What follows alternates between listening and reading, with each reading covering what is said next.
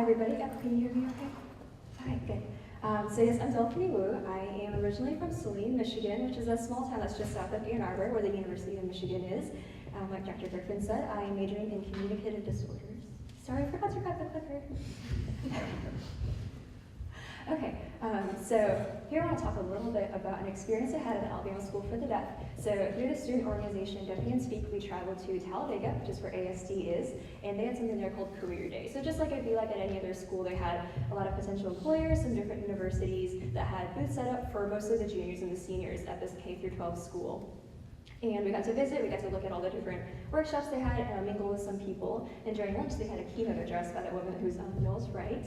She works with the Alabama State Department of Education. And she gave a very kind of, typical, encouraging pep talk of go to college, do things beyond high school, follow your dreams, that sort of thing.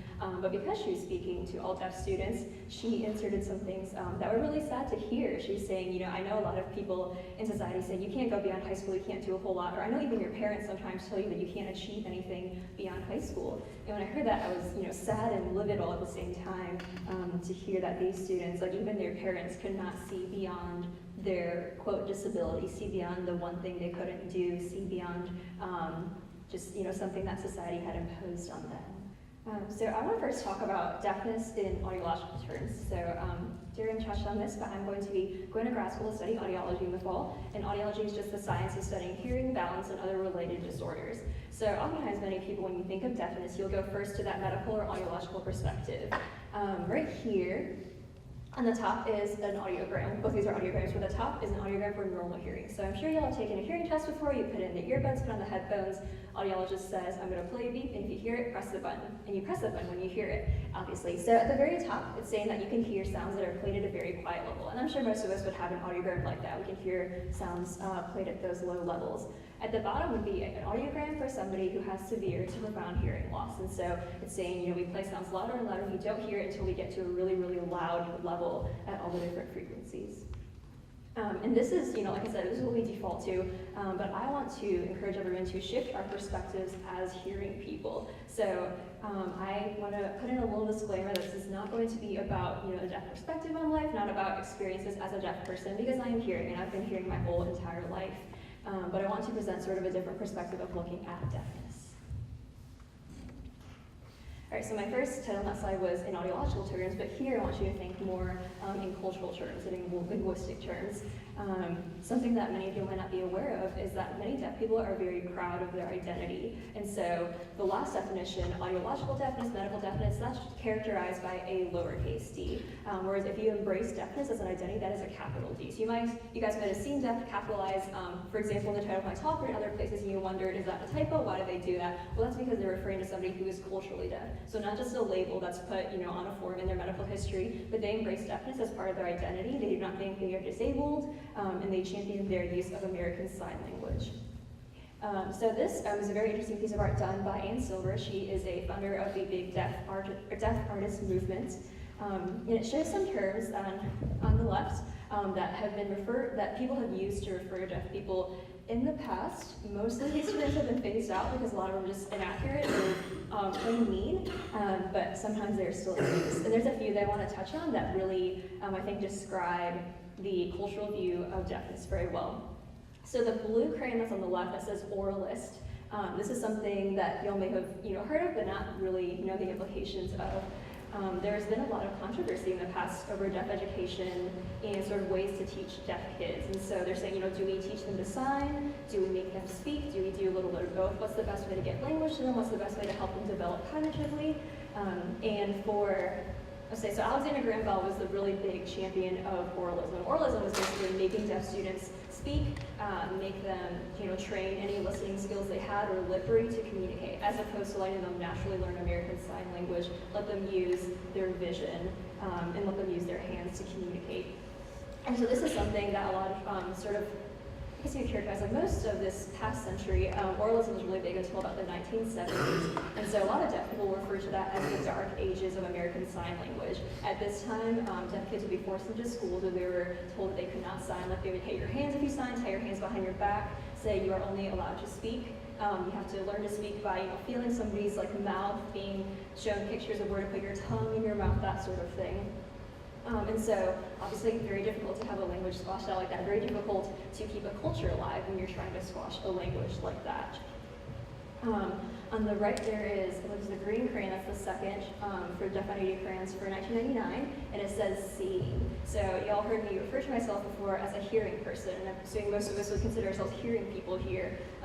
And so that's saying that our main mode of communication, our main mode of receiving information is through auditory channels. Like right now, you guys are all listening to me give a talk, and this is your main way to receive this information from me. But a lot of times deaf people will characterize themselves as people who get their main information from visual cues. So either from written word, from communication in sign language, or other sign forms of communication. Something interesting that people will bring up in the deaf community a lot is that we all live on Earth. So that's E-A-R-T-H. It has the word ear in it, but we all live on Earth.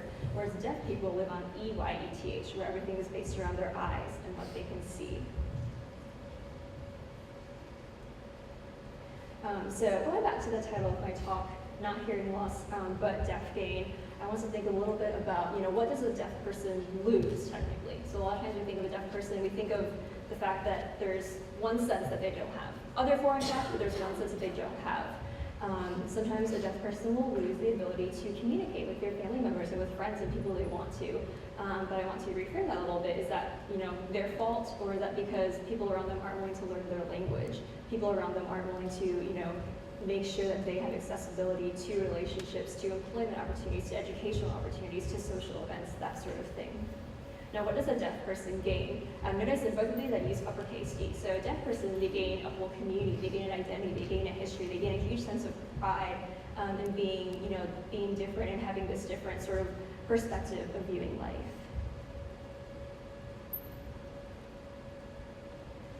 Now, at this point, I hope y'all are starting to draw some parallels between the deaf community and other minority communities. So something that's really interesting is that a lot of times in discussions about privilege and oppression and all kinds of things, people think it changes when you get to the disability category. So a lot of different categories, there's a lot of similar narratives, but suddenly you get to deafness, you get to disability, and I'm not really sure how that works, or that might be different, or people might feel differently about that, but there's obviously a lot of parallels. And one specific one I wanted to share that is very close to my heart and very relatable as well, the story of kind of language oppression in Taiwan. So this is a map of Taiwan. It's an island that is just east of China, and that is where my parents are from. And so in the early 1960s or so, when they were starting to go to school, the Chinese government there was saying that they could not speak Taiwanese anymore. So in schools, you're not allowed to speak Taiwanese, which is a language. It is oftentimes like the first language for many people who live in the central regions and the southern regions of Taiwan. And they were saying, China, we are occupying, we want you to speak Mandarin Chinese, this is the language of the country. And so similar things, people would get in trouble in school if they spoke Taiwanese.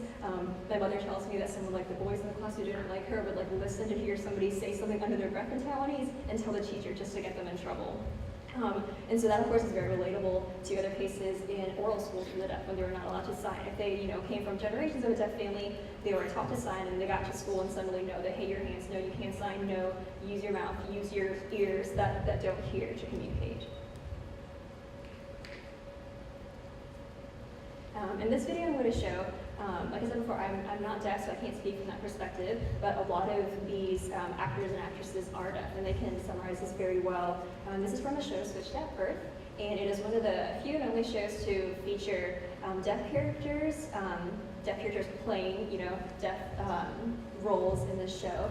And in particular, the teacher there is Marley Matlin, and she is very famous for her work in Children of a Lesser God. She's actually the only deaf person ever to win an Academy Award, and to this day, she is still the youngest woman to ever win leading role for an actress in a film.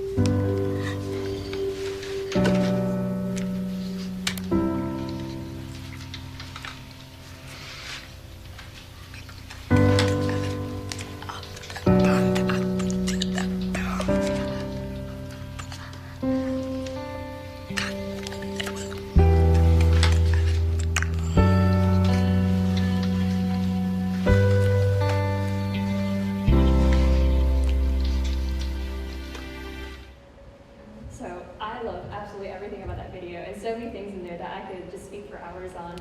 But I really encourage y'all after this, next time you see one of those cochlear implant videos that go viral on Facebook where, a baby hears their mother's voice for the first time, it's turned on and they hear a family member's voice for the first time, how much that perpetuates the idea that this is hearing loss, right? That it's a deficit, it's a detriment, and it needs to be fixed. Not only is it good for it to be fixed, but it's celebrated and it goes viral when this is fixed. I encourage you all to rethink about deafness as an identity and not so much, a disability and something that alienates people.